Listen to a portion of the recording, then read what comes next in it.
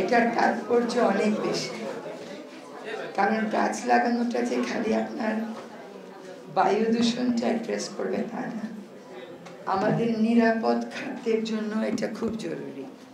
আমরা ছাদ বাগান বলেই আমি মনে করি পাশাপাশি বারান্দা বাগানও বলা উচিত।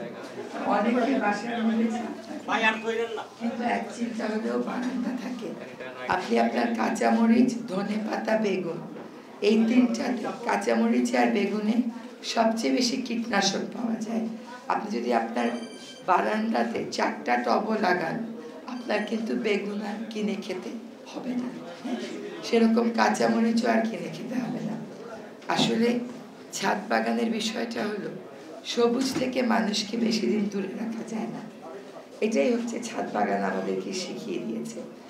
চীন দেশে বায়ু দূষণ নিয়ন্ত্রণের জন্য স্থানীয় সরকারকে নির্দেশ দেওয়া হয়েছে যে কত স্কোয়ার ফিট তারা সবুজ করতে বাধ্য।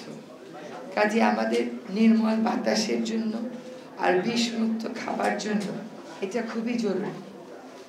আমি আসলে ঘোষণা দিতে পারবো না, তার কারণ হচ্ছে আপনারা তো আমাকে পরিবেশবাদী হিসাবে চেনে। সব পরিবেশের সমস্যায় আমাকে ফোন করেন, রাতে 2:30টার সময় ফোন আসে, আপা মেঘনা নদীর পশ্চিম পাড়ে বালু তুলে। আমি বলি ভাই বালু তো আমার বিষয় না, এটা ভূমি মন্ত্রণালয়ের বিষয়। তারপরেও আমাকে ফোনটা করে, কারণ আমাকেই তারা সবসময় বলতো এই ঘোষণাটা আসতে হবে স্থানীয় সরকার থেকে। শুধু ঘোষণা না, স্থানীয় সরকার আমি বিশ্বাস করি নেতৃত্ব নেই, নিজেই আসলে ঢাকা শহরের সবগুলো ছাদকে বাগানে পরিণত করার জন্য প্রণোদনা এবং কর্মসূচিও দেবে। ওখানে আপনারা এখন তরুণ একজন নেতৃত্ব পেয়েছেন।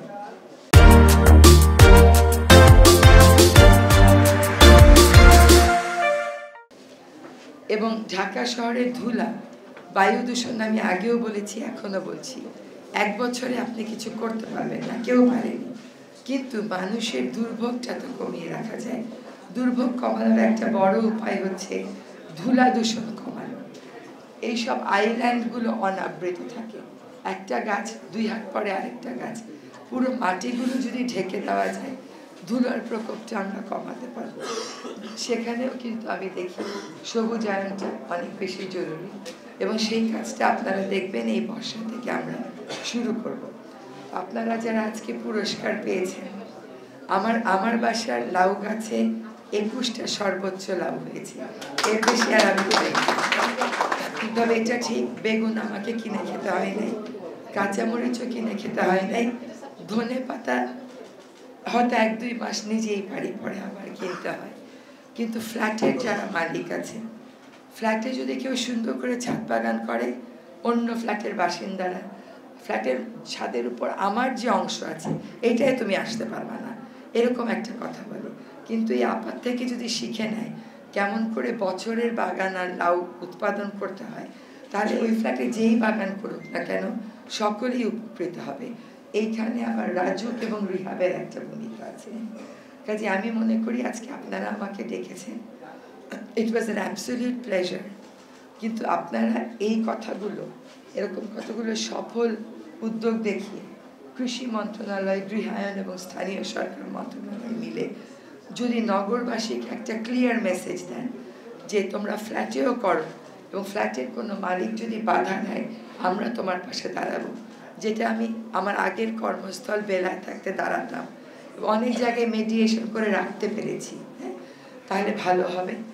আমাদের কতগুলো ভ্রান্ত ধারণা যে টব লাগলে ছাদ ভেঙে পড়ে যাবে, ছাদ ড্যাম্প হবে, এগুলো কিচ্ছু হবে না, মশা হবে, এগুলো কিচ্ছু হবে না। এগুলো আপনার প্রপার মেনটেনেন্সের মাধ্যমে সব কিছুই অ্যাড্রেস করা সম্ভব। আমাকে ক্ষমা করবেন, আমি আর কথা বলতে পারছি না। তা আপনাদের এই উদ্যোগ সফল হোক, ঘরে ঘরে ছড়িয়ে পড়ুক নিরাপদ খাদ্য, নির্মল বাতাসের জন্য, প্রকৃতির সাথে বাচ্চা কাচ্চা পরিচয় করিয়ে দেওয়ার জন্য ছাদ বাগানের প্রসার করা ছাড়া উপায় নেই। একটা কথা বলি, আমি যখন প্রথম ছাদ বাগান করি আমার লাউ গাছে ফুল আসছিল, লাউ এতটুকুন হয়ে ঝরে পড়ছিল, কারণ পরাগায়নের সুযোগ ছিল না। ঢাকা শহরটাকে আমরা এত বিবর্ণ করেছি, এখানে কোনো মৌমাছি নেই, আর মৌমাছি না থাকলে কোনো জায়গাতেই প্রাকৃতিক ভারসাম্য থাকে না। পরে আমরা হাতের মাধ্যমে শিখিয়ে দেওয়া হয়েছিল, পরাগায়ন করেছিলাম। কিন্তু এমন নগরী যেখানে মৌমাছি থাকে না, জেনে রাখবেন সেখানে আপনার সন্তানও নিরাপদ না। নিরাপদ একটা ঢাকা আমরা সবাই করব। ধন্যবাদ।